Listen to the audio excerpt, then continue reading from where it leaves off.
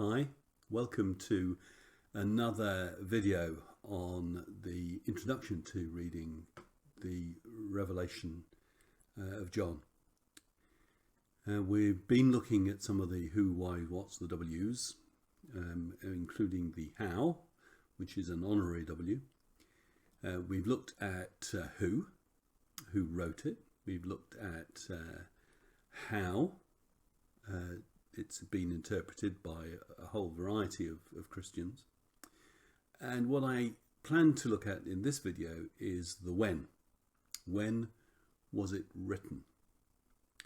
That ought to be an easy enough question, but in fact it introduces some complications.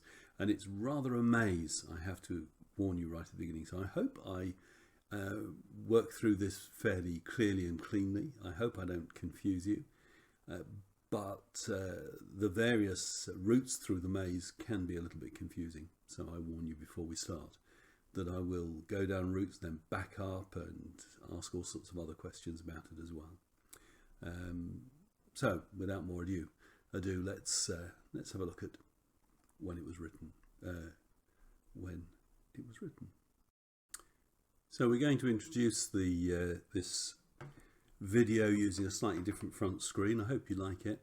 It's meant to indicate a revelation, and a revelation meaning the revealing, the uncovering, what's behind the curtains. So, when was it written?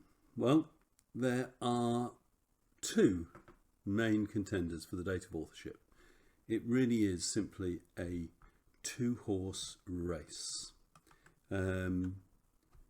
One is the 95 AD, and the other is around 65 AD, there or thereabouts. In both cases, these are fairly approximate dates. We could restate them in terms of who were emperors in Rome at the time. AD 95 was the tail end of Domitian's reign as emperor, and 64 to I think it was about 68 was Nero, and then a little bit after that it was Vespasian, in fact, who was the emperor from 68 to 70, and during his time Jerusalem was destroyed, and 70 in fact was the kind of end date of this, with the destruction of Jerusalem. Now, key to the whole debate of the date is who were emperors in Rome. So I need to go through the emperors of Rome, and I guess if your knowledge of Roman history is as bad as mine has been in the past, you won't know offhand all of them. You'll recognise some of the names, but you won't know who was when. So let's have a look at these. The first emperor of Rome was Augustus, Caesar Augustus, and he's the guy that was on the throne when Jesus was born. You may remember it was him who decreed that a census should go out. His original name was Octavius, and he was a young protege of Julius Caesar, more of which anon. So first emperor, Caesar Augustus. He was followed closely by Caesar Tiberius. They had, in fact, half a dozen names, all of these guys, so I'm not going to give you their full names. These are what they're known by. So Tiberius was a very religious guy, and he was around at the time of the crucifixion of Christ. Then we have Caligula, Little Boots. He was a fairly nasty sort of guy, really, but doesn't really figure much in our calculations. And then Claudius. Claudius, you may have seen the television program I, Claudius, that sort of celebrated this guy, and he actually had a speech impediment, and yet was still quite a successful Roman emperor. And then Nero, and we shall be talking a lot about Nero. Now count the numbers. So we are now at number 5. 1, 2, 3, 4, 5. Now that's quite important, and you'll be seeing this. And it's quite important because of a particular comment in the book of Revelation. So let's have a look at that. Revelation 17:3 says, "Then the angel carried me away in the spirit into a desert. There I saw a woman sitting on a scarlet beast that was covered with blasphemous names and had 7 heads and 10 horns." So a natural question when you're studying Revelation is, who is this woman? Well, a little bit later it goes on to say the 7 heads are the 7 hills on which the woman sits. Now that is very suggestive because everyone knows that Rome was built on 7 hills. So who is this woman? Well, the vast majority of interpreters say it's Rome. And these 7 hills are also 7 kings. They are also 7 kings. 5 have fallen. 1 is. The other has not yet come. But when he does come, he must remain for only a little while. Okay, so if we go back and have a look at where we're up to with these emperors, remember 5 have fallen. There are 7 kings, 5 have fallen. So here are 5. Now that would imply that Augustus, Tiberius, Caligula, Claudius and Nero have all fallen. Well, hold it, not so simple. Say some. Because there's another guy we've missed out, and of course that's Julius Caesar. Now Julius Caesar technically was not an emperor.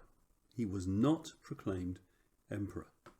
But everyone knows that he was in effect an emperor. He was considered an emperor by many people, so say some.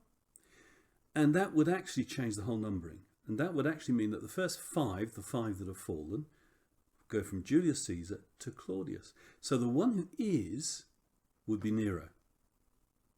And that's significant because we also know that in Nero's time there was a big persecution of Christians.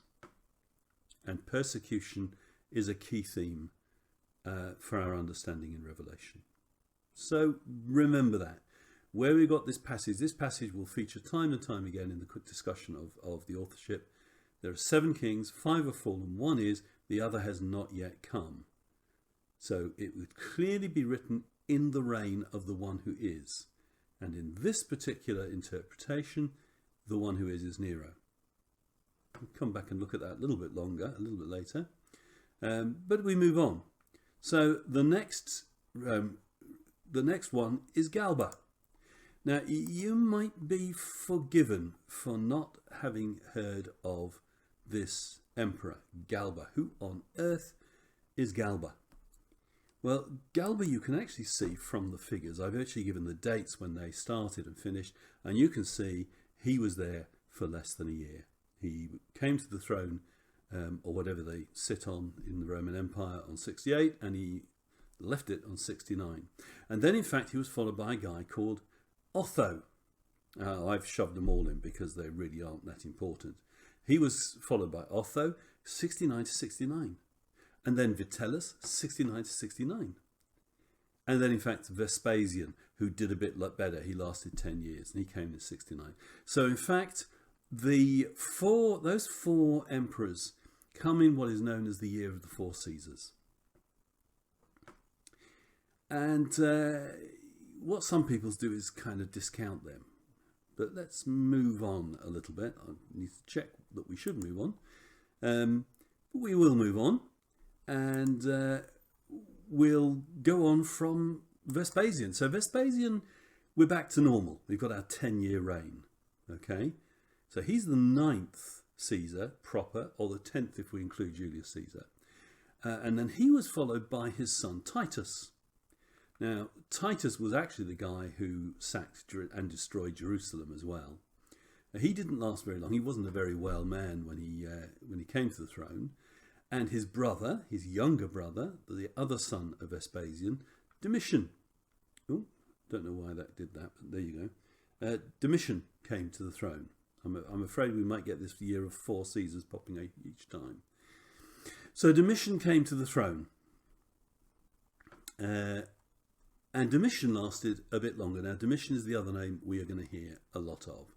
We're going to hear a lot of Nero, and we're going to hear a lot about Domitian. Think about this. We're going to count again those 5. The 5 that were, the one that is, and the one that is to come. And there's a different way of counting. So if we get rid of Julius Caesar, he wasn't an emperor. Get rid of him. And we'll get rid of the 3 short-lived emperors. Bang, they've gone. Okay? So we start counting that. 1, 2, 3, 4, 5. So that's the 5 who were. And then 6 Vespasian. So we've still got to Vespasian as the one who is. Does that really help us? Well, not really. Do we? Keeps coming, that one. In fact, there we have, and I've renumbered them as well. There are 7 kings. 5 have fallen. The other has not yet come, but when he does come, he must remain for only a little while. So, and that's true of Titus. So Titus actually did remain for only a little while. But there's a little bit more to this story. If we carry on with that quote, it looks like this. The beast who once was, and now is not, is an 8th king. He belongs to the 7 and is going to his destruction. So suddenly we've got something else that kind of muddies the water.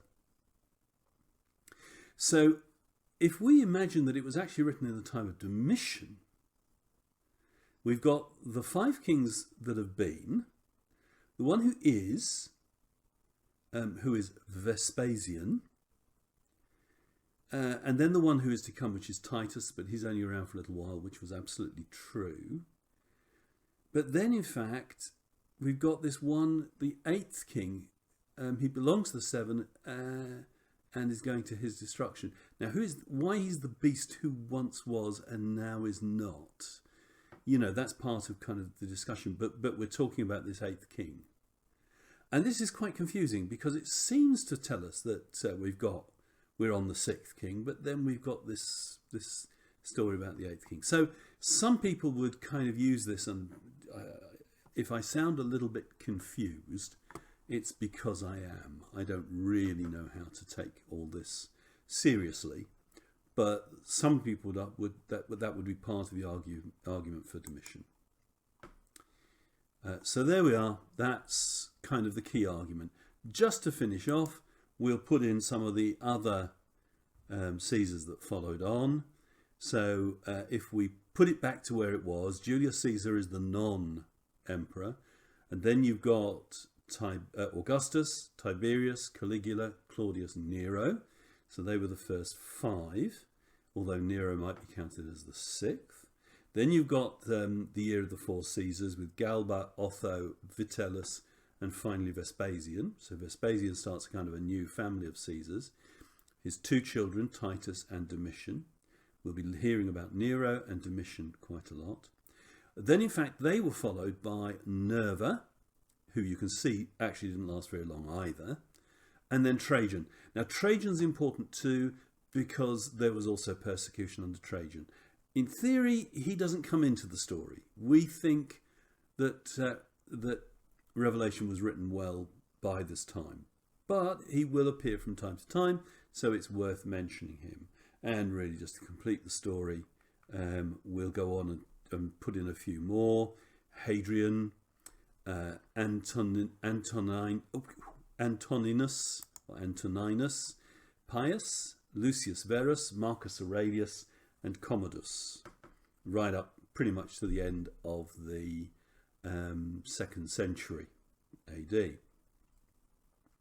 Some of these you will have heard of. Hadrian you'll know well because there's the Hadrian's Wall in Britain. And Marcus Aurelius you may have heard of. He's the kind of philosopher emperor, and everyone's got good things to say about this guy. But there we go. So, where do we go from here? How do we decide which of these we should take? Well, let's look at each one in turn, and we'll look at the case for Domitian first of all. And the first thing we can do with Domitian, there's the year of the four Caesars again, is to actually look at the external evidence for Domitian as for that period, so that the Revelation was written during the reign of Domitian, which will be towards the end of this first century. I've set the date 95 AD, and we probably can't be that precise, even if it is correct. First of all, there's this guy Eusebius that everyone kind of listens to. He's got lots of information. Eusebius was writing somewhere after 313 AD. What's quite important is that he was writing at the end of a long period of persecution, and in fact the start of the reign of Constantine. Now Constantine was converted to Christianity, and he converted, if you like, the whole Roman culture to Christianity. So Christianity became an official religion of Rome. Persecution stopped, and Eusebius looked back. Eusebius documented church history from the beginning. It was their first opportunity, in a sense, to almost kind of sit down, take a sigh of relief, and start assessing what had happened. So Eusebius was this guy that did that. Eusebius gives us a lot of information and quotes evidence that is lost on other people, from other people. So he gives us information that other people wrote, but because they were writing in the middle of persecution and uncertainty, and where Christianity was not official, all too often we have lost the information that they wrote. So we rely on Eusebius to tell us what these people wrote. And when he was writing about the number of the name given the Antichrist in Revelation 666, everyone knows 666, I guess you do. Irenaeus says about John in book 5 of his work, which was called Against Heresies, had it been necessary to announce his name clearly at the present time, it would have been stated by the one who saw the revelation, for it was seen not long ago, but nearly in our own time, at the end of Domitian's reign. So there, Eusebius, in 313 or so, tells us clearly that Irenaeus, around 180 AD, told us that the book was written at the end of Domitian's reign, which is the 95 AD that I've put up.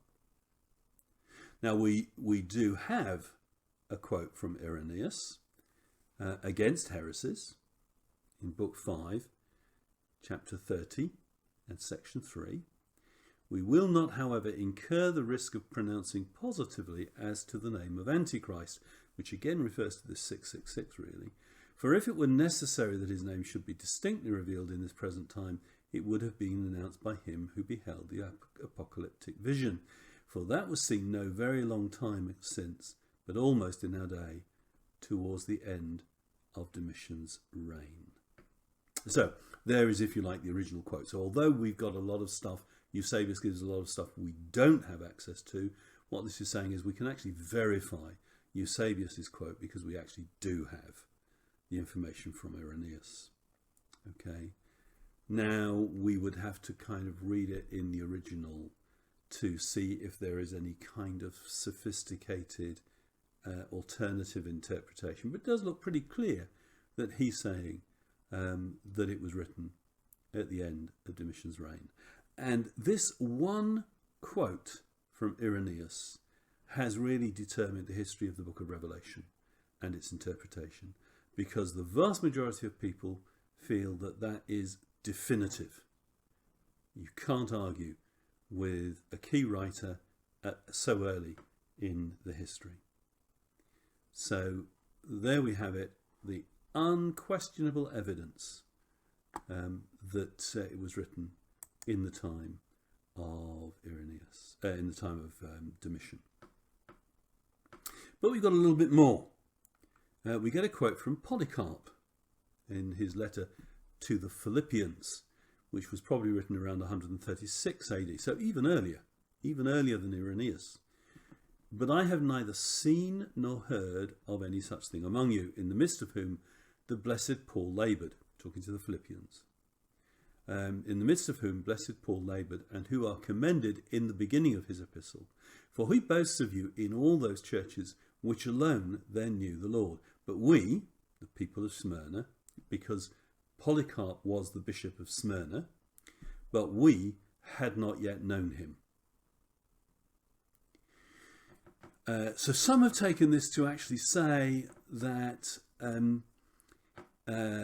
quite late in the process, Smyrna was not yet converted. There wasn't a church yet in Smyrna. Now actually, if you take this on its face value, Paul laboured at Philippi around 50 AD, possibly a few years later. So it's entirely probable that he moved from there, or during that process, or shortly afterwards, he evangelized in Smyrna. So Smyrna would have been dated from around 52-53 AD. Now, this is key because the alternative possibility is the reign of Nero. So we're talking about 65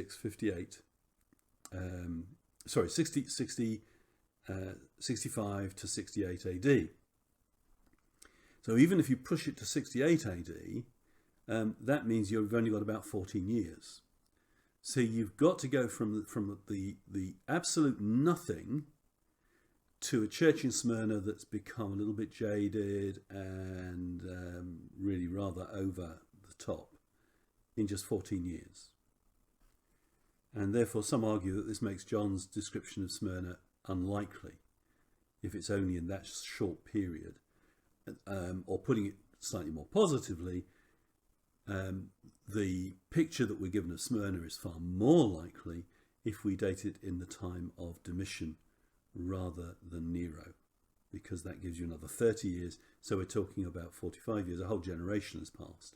We're possibly in the second generation. We're talking about many of the children of the people that were converted are now leading members of the church. So although that one is not as definitive as Irenaeus, which is why people really look back to Irenaeus, it's fairly important, and it's all part of the argument for Domitian. We've also got something written by Cassius Dio. He's also looking back. You can see he's quite late, but not as late as Eusebius. Around 220, he writes, "And the same year Domitian slew, along with many others, Flavius Clemens the consul, although he was a cousin and had to wife Flavia Domitilla, who was also a relative of the emperor's. The charge brought against them both was that of atheism, a charge on which many others who drifted into Jewish ways were condemned. Some of these were put to death, and the rest were at least deprived of their property. Domitilla was merely banished to Pandateria, but Glabrio, who had been Trajan's colleague in the consulship, was put to death, having been accused of the same crimes as most of the others." Now, this actually reminds me to tell you that whatever else was true, Domitian was one hard guy, and he killed many, many people. And his whole behaviour was pretty dubious. It does have to be said that most of the people we know of that he killed were people who he saw as a threat to his status. He was a little bit paranoid and constantly worried about his safety and security, and therefore he killed folk who he thought were a threat to him. Now that doesn't seem to be the case with this Flavius Clemens. There is also some evidence that he was not very keen on Jews. And in fact, on the surface, this actually says that he killed Flavius Clemens because he seemed to have adopted Judaism. He drifted into Jewish ways. Now, some people argue that they really confused Judaism and Christianity, because Christianity was like a sect of Judaism, and it's entirely possible that Flavius Clemens was not a Jewish convert, but a Christian convert. And he was put to death because he was a Christian, as indeed seems to have been his wife, who in fact was simply banished. Now, there is quite a lot riding on very little in that passage, which again is why people tend to put more stress on Irenaeus than they do on this passage. But it's suggestive. Now, if we go back to Eusebius, he gives us more evidence for Domitian's savage persecution of Christians. And this is quite important, not so much for a definitive statement about the date of Revelation, but to, if you like, talk about the consistency with this picture, that Revelation gives a consistent picture of the persecution of the church. So he says, with terrible cruelty, Domitian put to death without trial great numbers of men at Rome, who were distinguished by family and career, and without cause banished many other notables and confiscated their property. Finally, he showed himself Nero's successor in hostility to God. He was the second to organize a persecution against us, though his father Vespasian had no such evil plans. Now, this thing about he showed himself Nero's successor is about this thing that he was the second to organize persecution. Nero is the first. So he followed in Nero's footsteps, is what Eusebius is saying. And in fact, he goes on to say a little bit more. Indeed, the teaching of our faith glowed so brightly at that time that even writers alien to our belief cited the persecution and martyrdoms in their histories. They even indicated the precise time, stating that in the 15th year of Domitian, Flavia Domitilla, who was a niece of Flavius Clemens, one of the Roman consuls that year, was banished with many others to the island of Pontia for professing Christ. So that's the passage we read just now by Dio. Now notice that actually Eusebius gives us no real information. He quotes the one case that we had know from Dio of Flavia Domitilla. It doesn't actually mention that Flavius Clemens was killed, but there you go. But he also tells us that there were many people that he killed, but he says they were distinguished by family and career. So although this is telling us that Domitian was a pretty nasty character, actually there's nothing much here that gives us any reason for feeling that he did organise a persecution against us. But that's the case that Eusebius is giving. And we're still only in 313 AD, so it's still early in the history. What about inside Revelation? That's the information, if you like, from historical documents. Is there anything in Revelation to tell us that it was Domitian's time, it was written in Domitian's time? Well, the atmosphere of Revelation fits this picture of persecution. And we're told about persecution in the book of Revelation. Revelation 2:10, do not be afraid of what you are about to suffer. I tell you, the devil will put some of you in prison to test you, and you will suffer persecution for 10 days. He doesn't mean literally 10 days necessarily. He's saying only a relatively short period. Be faithful even to the point of death, and I will give you the life as your victor's crown. And again, in 3:10, since you have kept my command to endure patiently, I will also keep you from the hour of trial that is going to come on the whole world to test the inhabitants of the earth. Now, those are both from the letters that are in the early two chapters 2 and 3, but we get even more in the body of the book. in Revelation 6, when he opened the fifth seal, I saw under the altar the souls of those who had been slain because of the word of God and the testimony they had maintained. They called out in a loud voice, "How long, sovereign Lord, holy and true, until you judge the inhabitants of the earth and avenge our blood?" Then each of them was given a white robe, and they were told to wait a little longer until the full number of their fellow servants, their brothers and sisters, were killed just as they had been. So it envisages significant persecution. And again, a little bit later, Revelation 16, "You are just in these judgments, O Holy One, you who are and who were, for they have shed the blood of your holy people and your prophets." And again, I saw that the woman, this is Babylon the Great, was drunk with the blood of God's holy people, the blood of those who bore testimony to Jesus. So consistent pictures of persecution. We also see that there was an emphasis on the worship of the beast, and the worship of the beast is another key element, which is paralleled, many people feel, in the worship of the emperor. There was emperor worship going on. Now, this was true right from the beginning, but it took on a whole new dimension, it is claimed, in the time of Domitian, more so than in the time of Nero. So the people worshipped the dragon because he had given authority to the beast, and they also worshipped the beast, the emperor.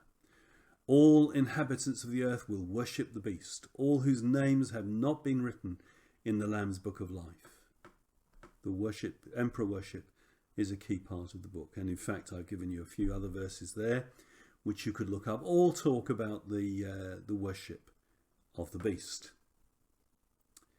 So this is beginning to look quite a strong case for Domitian. So what about Nero? What's the case for Nero? Well, basically, the only evidence for Domitian is Irenaeus. We've seen others that might be suggestive, but Irenaeus is the only clear evidence. But there are actually no writers suggesting Nero. So weak as the case may be for Domitian, really, in terms of, if you like, the volume of historical documents, it's much stronger than it is for Nero. But the evidence for persecution supports Nero just as much as Domitian, because both of them are claimed to have exercised persecution, and Nero, in a sense, is even better documented.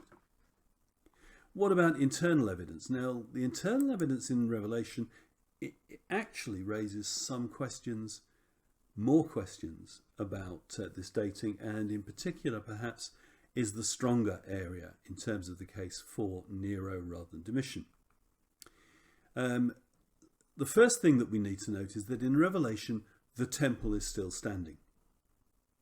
So in Revelation 11, I was given a reed like a measuring rod and was told, "Go and measure the temple of God and the altar with his worshippers, but exclude the outer court. Do not measure it, because it has been given to the Gentiles." And in pretty much the same passage, we're told that Jerusalem is still untouched, and it's there, and it's available. And so it says, when they have finished their testimony, the beast that comes up... Oh, this is the two witnesses. So it tells a story of these two guys who are a witness and are totally immune from the attacks from the beast until a certain point in time, which is where he now is talking about. And he says, now when they have finished their testimony, the beast that comes up from the abyss will attack them and overpower and kill them. Their bodies will lie in the public square of the great city, which is figuratively called Sodom and Egypt. This is Jerusalem, where also their Lord was crucified. So that makes it absolutely clear that it's Jerusalem. So in fact, he envisages a situation where Jerusalem is still untouched and this public square is still there. Now, that was destroyed by Rome in 70 AD. It was destroyed long before the time of Domitian. The temple was totally erased in 70 AD, long before the time of Domitian. So this looks quite strong case for saying, no, it has to be earlier. Doesn't necessarily mean Nero. It could be Caligula or Claudius, but it looks earlier than Domitian. The problem is that it's talking in a vision. Was this really the temple, or was this a visionary temple? It does look fairly solid. It does look fairly definite, but there's the debate. So one of the arguments for Nero instead of Domitian is the fact that Jerusalem and the temple seemed still to be standing when John writes the book of Revelation. And then there are the 7 heads in Revelation 17 now, 9 to 10. Now I need to kind of take you back to some of those Caesars so that we can kind of argue the case well. So here we are. If you remember, we had the 7 Caesars, which include Julius Caesar, and we're told that they are also 7 kings. 5 are fallen, 1 is, the other has not yet come, but when he does come, he must remain for a little while. And all that, really, this is just a kind of a reprise of what we've already said. The belief there is that when you add all that together, you end up with the one who is, which is I've called number 5, but we start with 0, so he's the 6th. 5 are fallen, that's 0 to 4. The one is, that's Nero. So it's written in the time of Nero. But there's a little bit more to this story too. That's 1710, Revelation 17:10. But if we go on, I've clicked on the wrong one, sorry. If we go on, the 7 heads, Revelation 17:9 to 10, but then there's a reference to Nero redivivus. Now, this was a rumour that went around in Rome that Nero had come back to life. It is documented. We know that there was this rumour did spread around. Now, exactly how serious it was, how much impact it had, it obviously was part of the concern of a number of emperors, including Domitian, because it was another weakening influence. If Nero was alive, then his rulership was under threat. And there is a reference in Revelation where it says this: the dragon stood on the shore of the sea, and I saw a beast coming out of the sea. It had 10 horns and 7 heads. Well, we've seen that so many times. But it says one of the heads of the beast seemed to have had a fatal wound, but the fatal wound had been healed. Whoa, we're talking about Nero again. Nero redivivus. But even that cuts 2 ways. Because a lot of people seem to argue that this rumour wouldn't have gathered enough power in the time of Nero or shortly after. Remember, Nero died in 68 and the temple was destroyed in 70.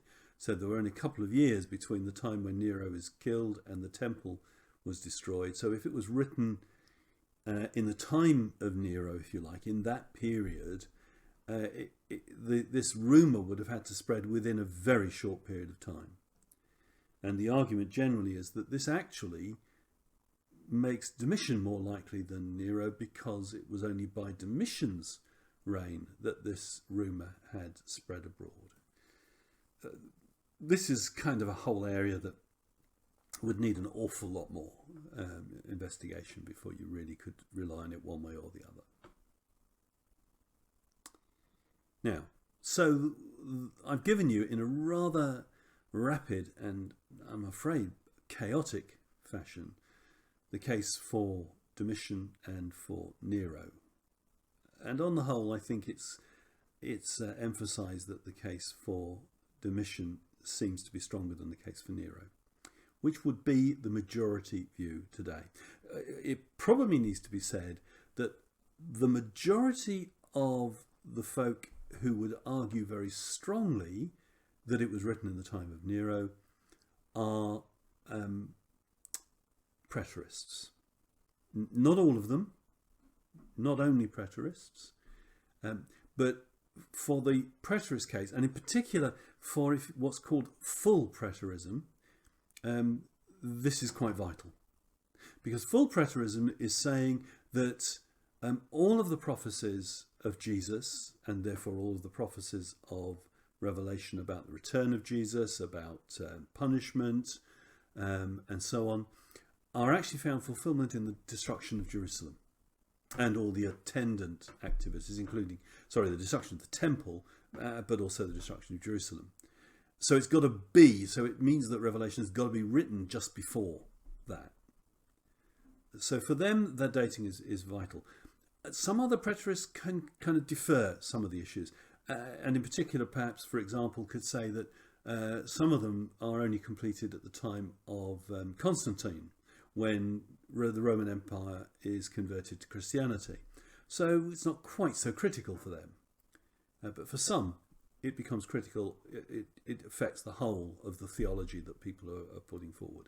For most other people, you can take it or leave it. As I say, the majority view is that it was Domitian. But to make matters more complicated, quite a lot of commentators believe that both are true. Probably the best example of this is a commentary written by a guy called Charles.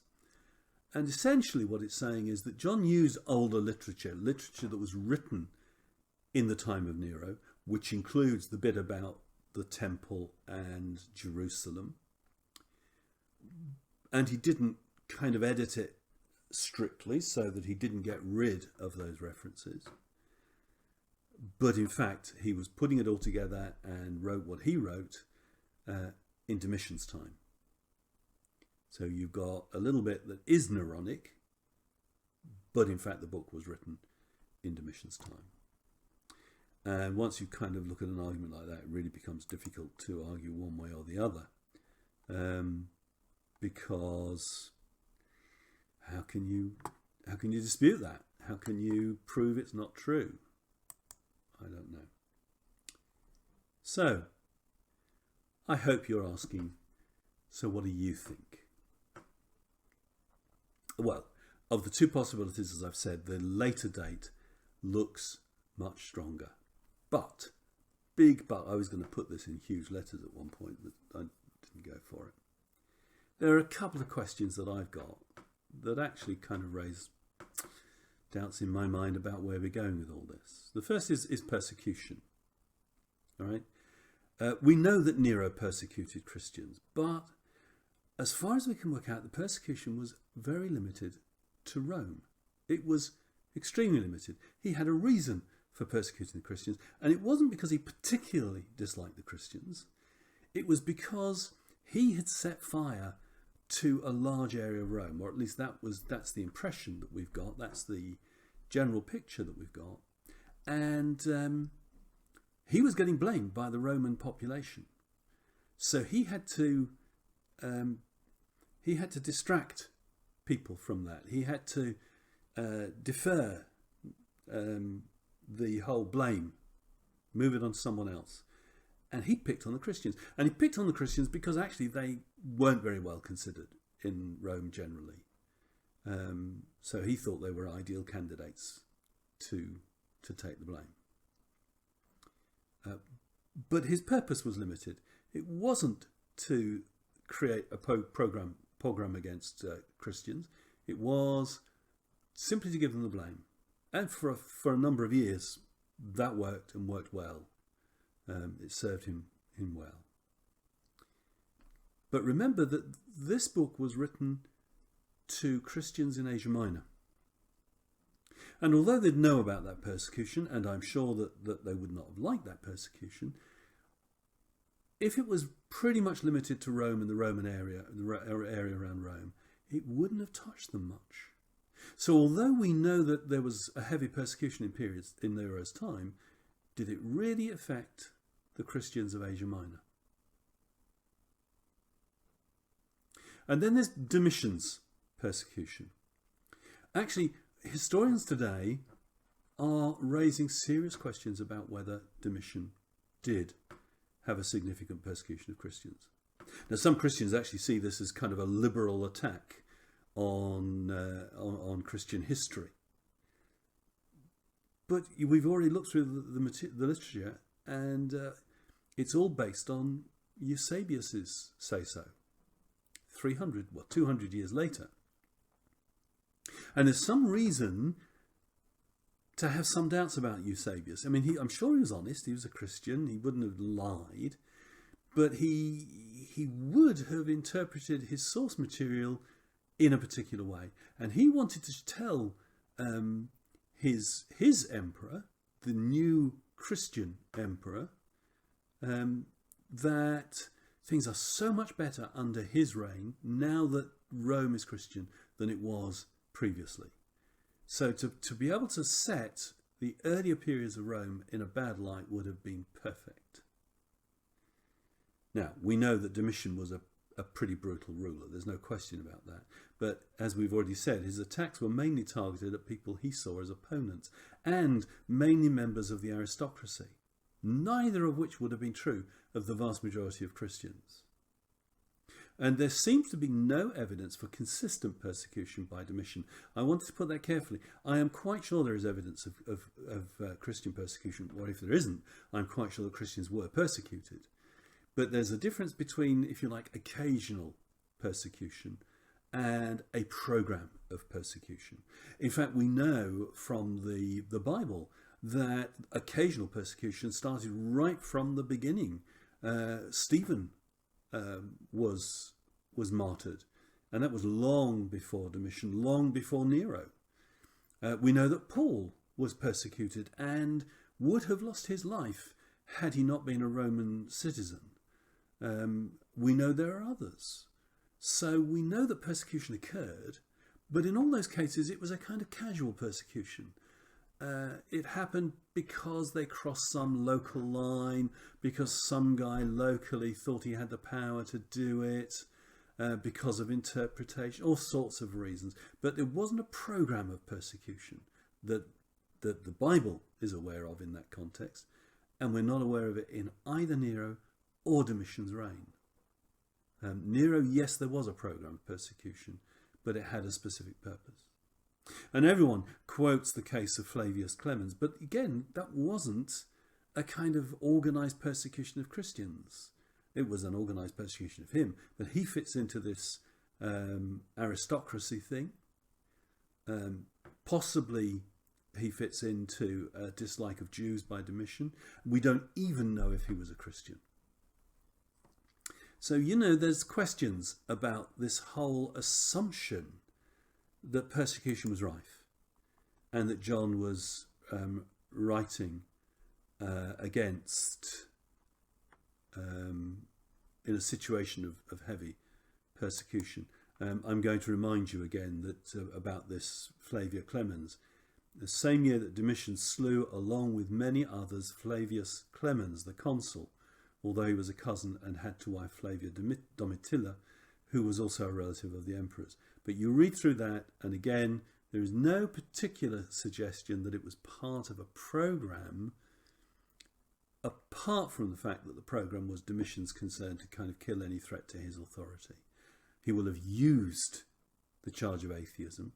He would have used their either Jewish or Christian commitments, but it was really getting rid of this guy. And it may even have been because this guy was adopting practices that he considered unacceptable, but no program against the mass of such people. And along with all that, everyone, so I think I say here, everyone quotes the case of Flavius Clemens. Whoops, I'm going backwards again.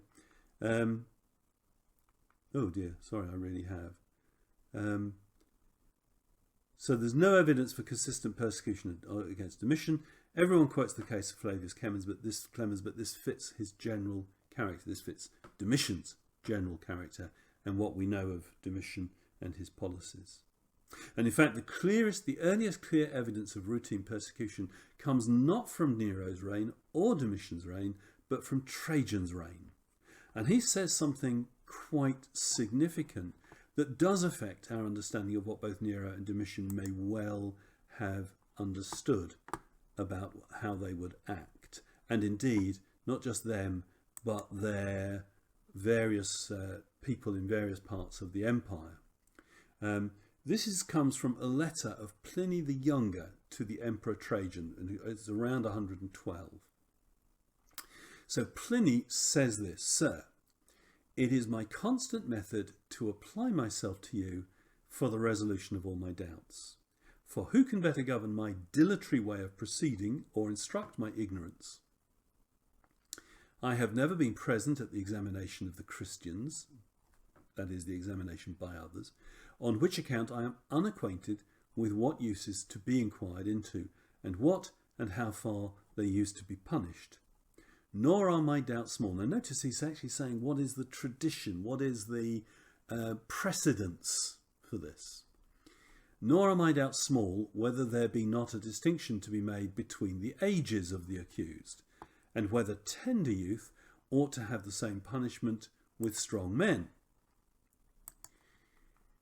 Whether there be not room for pardon upon repentance, or whether it may not be an advantage to one that had been a Christian that he had forsaken Christianity, whether the bare name without any crimes besides, or the crimes adhering to that name be to be punished. In the meantime, I have taken this course about those who have been brought before me as Christians. I asked them whether they were Christians or not." That seems a reasonable starting point, doesn't it? If they confessed that they were Christians, I asked them again and a third time, intermixing threatenings with the questions. So he's giving them a chance to recant. If they persevered in their confession, I ordered them to be executed, for I did not doubt. But let their confession be of any sort whatsoever, this positiveness and inflexible obstinacy deserved to be punished. So basically what Pliny was saying was, I asked them whether they were Christians. And if they said no, well, that was the end of it. But if they said yes, then I executed them. Now, the Emperor Trajan actually replies, and we have his reply. "My Pliny, you have taken the method which you ought in examining the cases of those that had been accused as Christians, for indeed no certain and general form of judging can be ordained in this case. These people are not to be sought for." So in other words, don't go out looking for Christians. "But if they be accused and convicted, they are to be punished." So if they come to you, if someone betrays them, then in fact you've got to do something about it. But you don't go out of your way to find them. Now this does not look like a program of persecution. But then he goes on, "But with this caution, that he who denies himself to be a Christian and makes it plain that he is not so by supplicating to our gods, although he had been so formerly, may be allowed pardon upon his repentance." They see, obviously, rejecting Christ and becoming and worshipping their gods. This is, and probably this would have been in the temple of the emperor. Then they see that as repentance. But that's an interesting twist. "As for libels sent without an author, they ought to have no place in any accusation whatsoever, for that would be a thing of very ill example and not agreeable to my reign." Now what he's actually saying in that last part basically is, if you're going to listen to someone who is denouncing them as Christians, you need evidence. You need at least two people saying that. You don't just do it on hearsay either. So you don't listen to hearsay, you don't go out of your way to find them, but if in fact you're confronted with these, then you actually give them a chance to back off. And if they do, if they make a supplication to our gods, whoever our gods are, then in fact you let them go. So clearly, Trajan had no policy of persecution. But more importantly, it implies that none existed previously. That's quite important. So he doesn't look back and say, he doesn't even say some other emperors have done X. He's actually saying, don't forget, he's only 2 emperors. There was only one very brief reign between him and Domitian. So if he was looking back, he's basically looking back at the reign of Domitian. And he's saying that there is no policy of persecution. Not only that, but this is totally consistent with the biblical record. We know that there was persecution. We know that Christians were killed, but it was kind of on a haphazard basis. Now, Revelation does major on persecution and martyrdom, but it's all looking forward. John is anticipating persecution, which in fact was borne out some time later, but where the actual events are described, it doesn't look very organised. It doesn't look as if there was a great deal of it, in fact. Now, let me explain that. That sounds a bit revolutionary, a bit radical, because everyone talks as if persecution is kind of what it's all about. Now, the threat of persecution is very clear in Revelation. But look at what happens in the books, the letters to the 7 churches. There was no existing threat to life mentioned in 5 of the churches. Some pressures, some tensions, perhaps a certain amount of conflict with Jews in the towns, maybe, but nothing very specific. In Pergamum, a single victim is mentioned. You did not renounce your faith in me, not even in the days of Antipas, my faithful witness, who was put to death in your city, where Satan lives. That does not look like a program of persecution. Now, it's bad enough for even one person to have been killed. And something was going on. Antipas was killed, and it was obviously accepted. But, one person was mentioned. He wasn't talking about a program. And in Philadelphians, he says that they have endured patiently. So again, he implies a certain amount of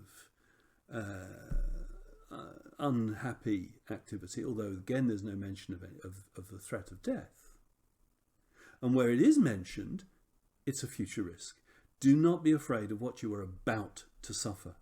I tell you, the devil will put some of you in prison to test you, and you will suffer persecution for 10 days.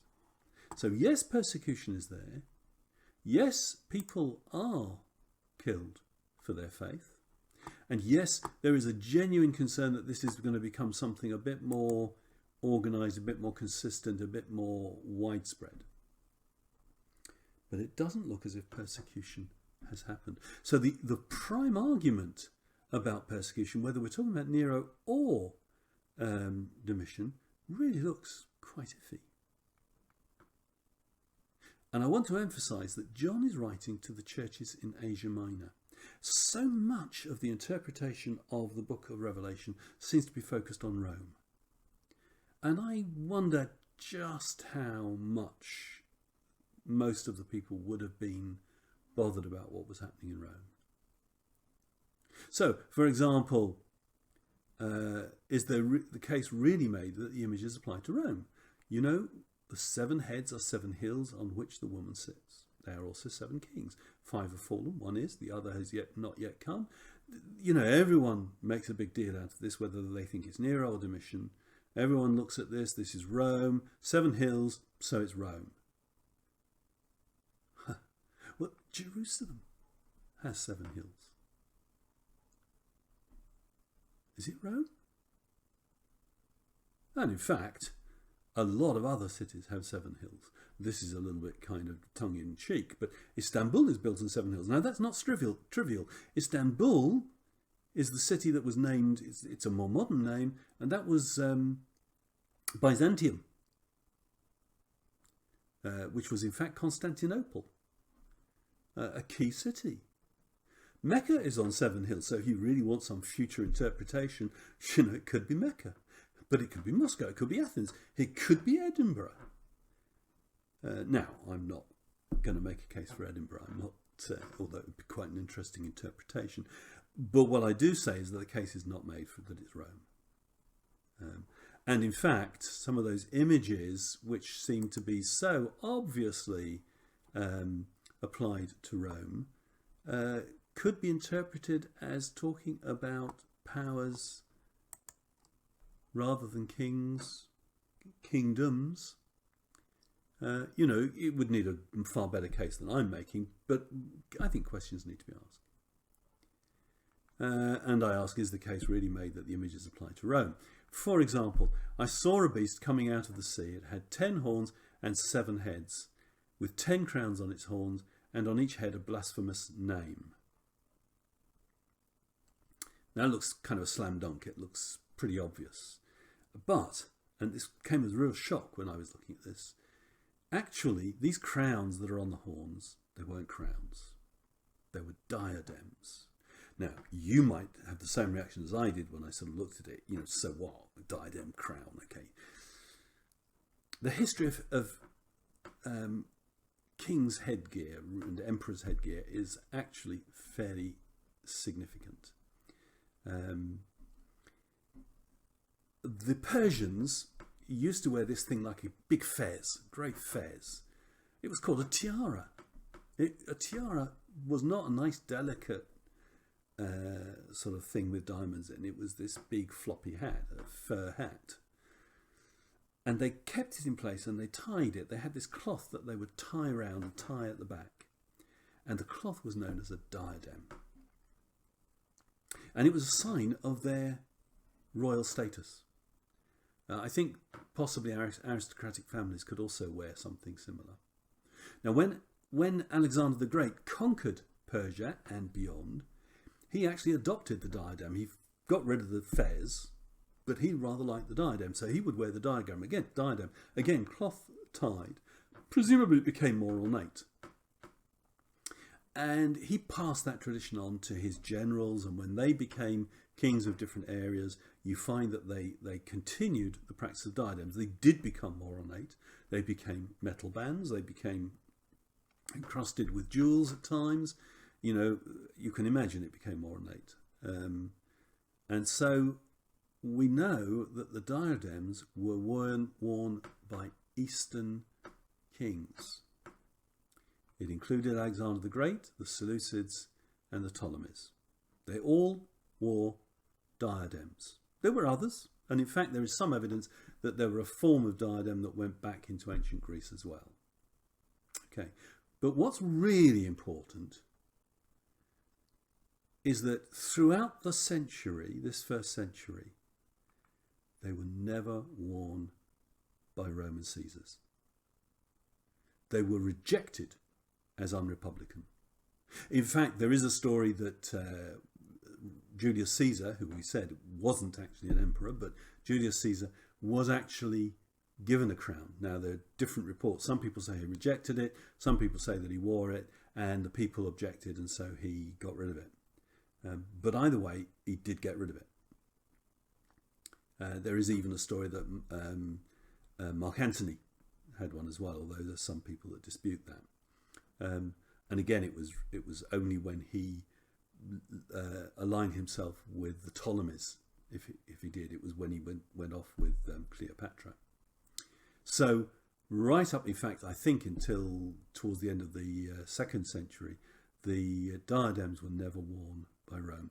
A wreath of laurel was worn. They saw themselves as kind of Olympic heroes, but not a diadem. And it was adopted certainly in the 4th century onwards, but not before. So you have this question then, this animal coming out of the sea with its 10 horns and 7 heads and the 10 diadems on its horns. Why is a Roman image wearing diadems? Now, it may be that John didn't realise this, and John was, if you like, working with what he was familiar with, and he was familiar with Eastern practices where diadems were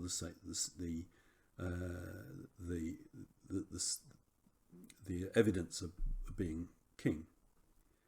But John is pretty well clued up in most of what he says, so it's a bit strange that he doesn't know that little bit of information. But it just raises a question. For me, it's just questions, and there are quite a lot of others, but I think I've gone on long enough, and I think it's been complicated enough that I don't really want to spend too much more time looking at this.